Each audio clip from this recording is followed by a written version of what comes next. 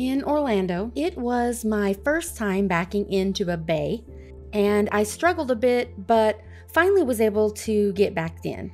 Soon after, a man walked out to my truck to talk to me. I indicated that I couldn't hear, and he said, "Impossible, you can't be." I gestured toward my truck to show that I certainly could, and he responded that it was inconceivable, illegal even. We began riding back and forth, arguing. He was kind of giving me attitude. I decided to just brush it off, and we parted ways. A week or two later, I saw him again. I backed into the bay flawlessly, and he came out to my truck giving me 2 thumbs up, saying, "Good job." I had graduated from an accounting program, thinking I would work in a bank, but nothing ever came of that. Fast forward to when I met my husband, who was a truck driver. I started learning more about the profession and began riding along with him on his trips. His brother-in-law also has his commercial driver's license, or CDL. My husband suggested that I go to college for my CDL. I wasn't sure, but he spurred me on, so I gave it a try and went to school. School went along just fine until it came time to take my test. I failed the test 9 times. I had passed the 4-week class very easily. Then, over the next 4 weeks, we spent hands-on time in the truck, becoming familiar with what's under the hood. As test day drew near, they stopped me in my tracks. The teacher came to me and said, "Hey, I have some bad news." I wondered what that might be. This was during lunch, and the 2 interpreters were there.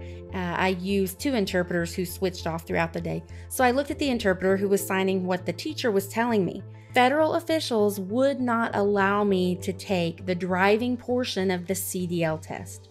I was stunned, confused. I cried because I was just heartbroken. I was at a loss, but one of my interpreters was terrific and suggested that I get an attorney. I moved forward with that and opened a case. I provided all of the documentation and evidence through emails, through texts. I sent in everything I could. We fought this case for over 1.5 years, 1.5 years. When I went in for my required physical, I found out my cochlear implant didn't work at all, and the only way to make repairs to the implant required surgery. They wanted me to do that so that I could hear for my CDL. I completely disagreed. Having a cochlear implant or the ability to hear is not required to get a CDL. People should be allowed to test whether they have hearing aids, cochlear implants, or are completely deaf like I am. My teacher was amazing.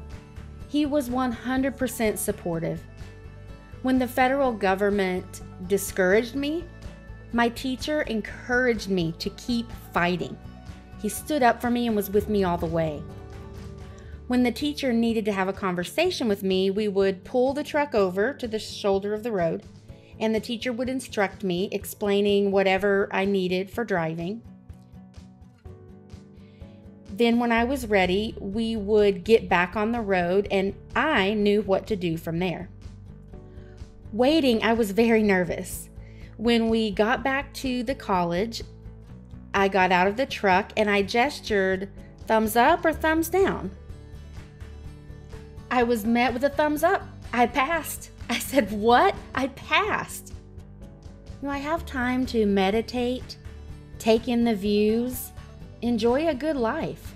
I drive overnights, and at 8 p.m. I'll often keep count of things to keep my mind busy. One time I counted 112 deer within 1 hour. Wow, it was a lot. I truly love my work. After doing this for 5 years, I know this is what I want to do until I retire.